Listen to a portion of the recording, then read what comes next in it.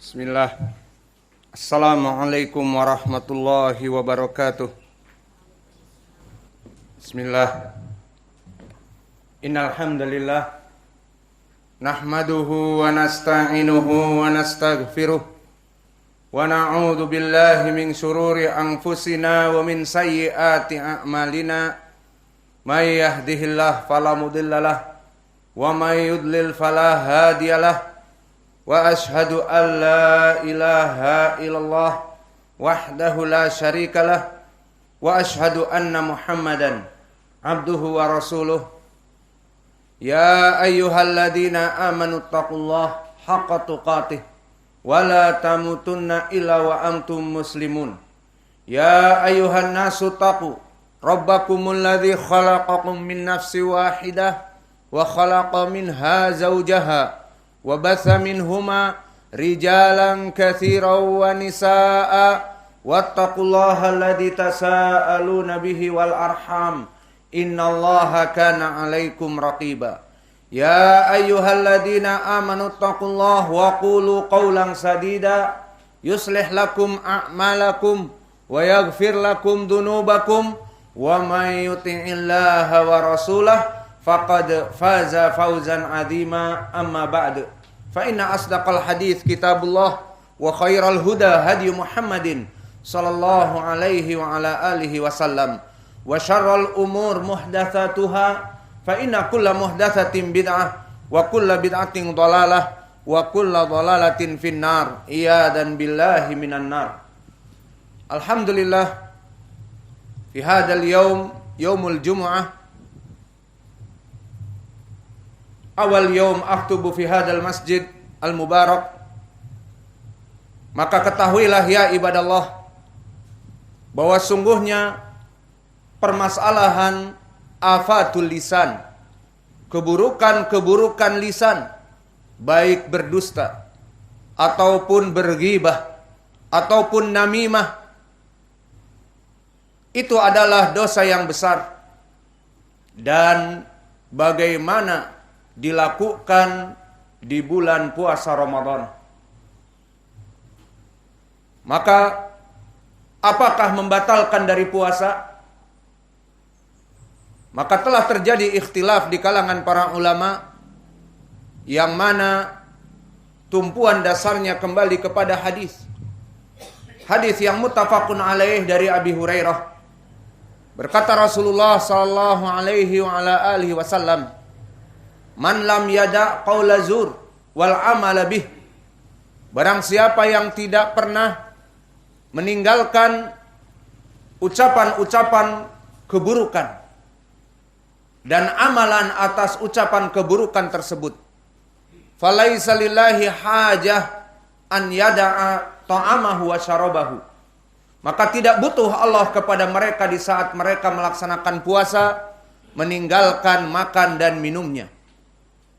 Maka di dalam hadis ini maknanya adalah, barang siapa seseorang di bulan puasa Ramadan dan dia dalam keadaan berpuasa meninggalkan makan dan minum dan syahwatnya kepada istrinya, kemudian dia melaksanakan ghibah dan melaksanakan namimah dan melaksanakan dusta, maka yang menjadi permasalahan, apakah semua ini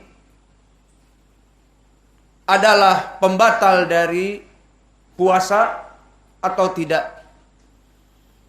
Maka ketahuilah ya ibadallah, dari para ulama yang berpendapat, maka kesimpulan dari perbedaan pendapat mereka kembali kepada dua muara. Perbedaan yang pertama, mereka yang bermadhab Az-Zahiriyah, dan sebelum mereka adalah Al-Auza'i rahimahullah, dan kelompok Daud Az-Zahiri yang dipopularkan oleh Ibnu Hazm. Maka mereka mengatakan orang yang melaksanakan ghibah, orang yang melaksanakan dusta, orang yang melaksanakan namimah dan afatul lisan dari ucapan-ucapan yang buruk, yang haram, maka puasanya batal. Adapun pendapat yang kedua, pendapat jumhur ulama, Maka mereka mengatakan bahwa barang siapa yang ghibah, bernamimah, berdusta di bulan Ramadan, maka puasanya sahih namun mendapatkan dosa besar.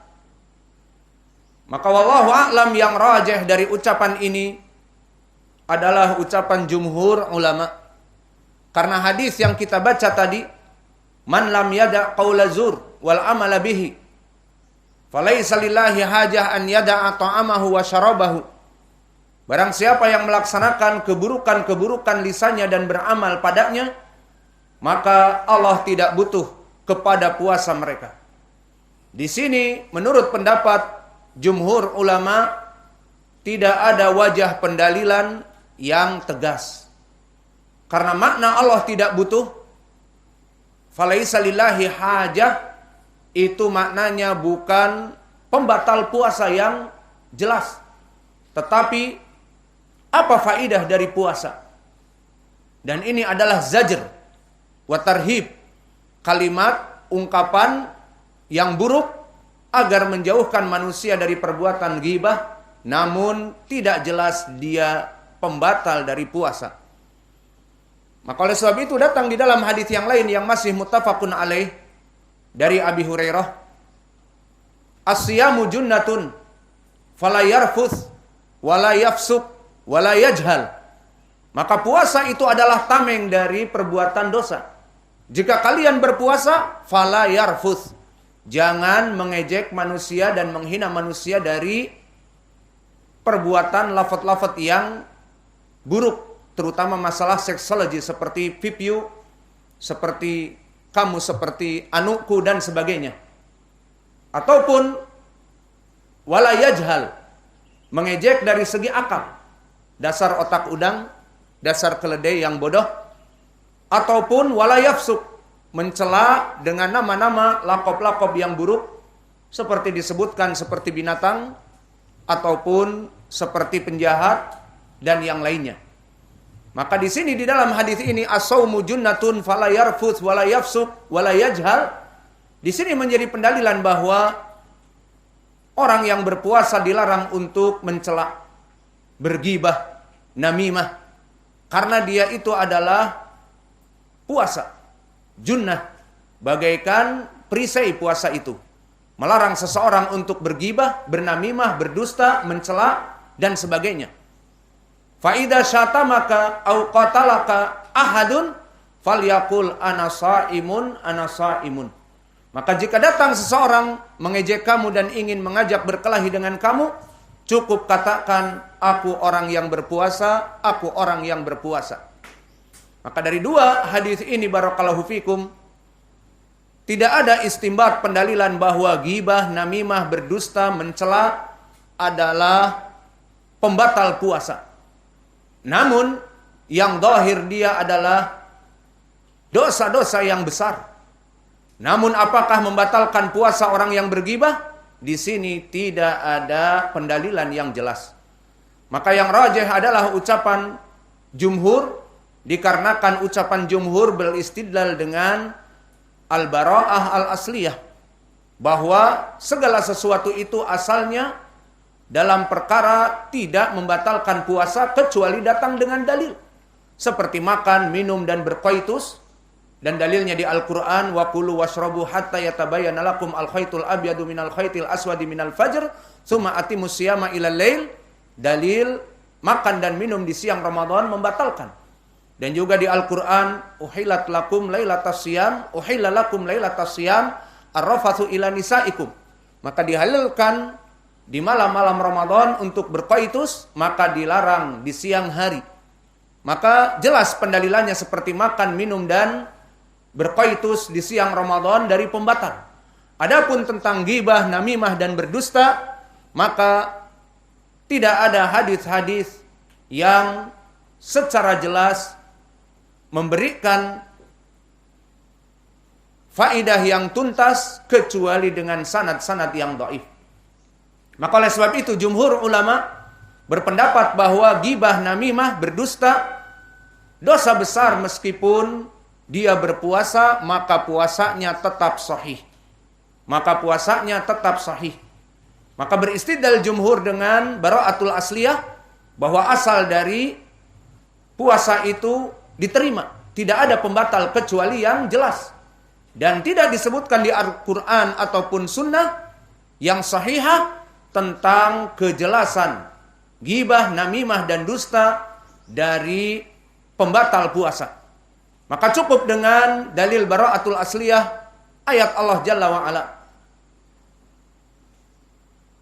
Di mana Allah berfirman, wa nazzalna 'alaikal kitaba tibyanan likulli syai'. Maka kami menurunkan kepada kamu wahai Muhammad Al-Qur'an tibyanan. Maka mansub di sini dikarenakan hal, dia adalah penjelas dari segala sesuatu. Dari ayat ini menjadi pendalilan bara'atul asliyah bahwa Al-Qur'an diturunkan sebagai penjelas segala sesuatu. Dan tidak disebutkan di Al-Quran tentang ghibah, namimah, dan dusta dari pembatal puasa. Maka oleh sebab itu telah ditafsirkan oleh Mujahid yang dikeluarkan oleh Imam At-Tabari dari jalan Al-A'mas an Mujahid, an Sufyan anil A'mas an Mujahid. Maka sanadnya di sini ada an Anah Al-A'mas, namun telah datang jalan yang lain dari Anas ibnu Taglab dari Mujahid, dan di sini sanadnya sahih. Maka berkata Mujahid dengan sanad yang sahih bahwa makna wa nazalna 'alaikal kitaba tibyanan likulli syai' ay ma ahallallah wa ma harramah. Apa-apa yang dihalalkan oleh Allah dan apa-apa yang diharamkan oleh Allah, Allah jelaskan di dalam ayat Al-Qur'an. Maka jika ghibah dan namimah dan berdusta pembatal dari puasa, akan disebutkan di dalam ayat Al-Quran dan di dalam hadis-hadis yang sahih. Maka dari sini pendapat jumhur adalah pendapat yang hak. Meskipun seseorang berdusta dan berghibah dan namimah di bulan Ramadan, maka puasanya tetap diterima meskipun dia berdosa besar. Dan pendapat jumhur mengatakan puasanya pun berkurang, tidak sempurna. Astagfirullah wa atubu ilaih. Fastaghfiruh. Innallaha ghafuran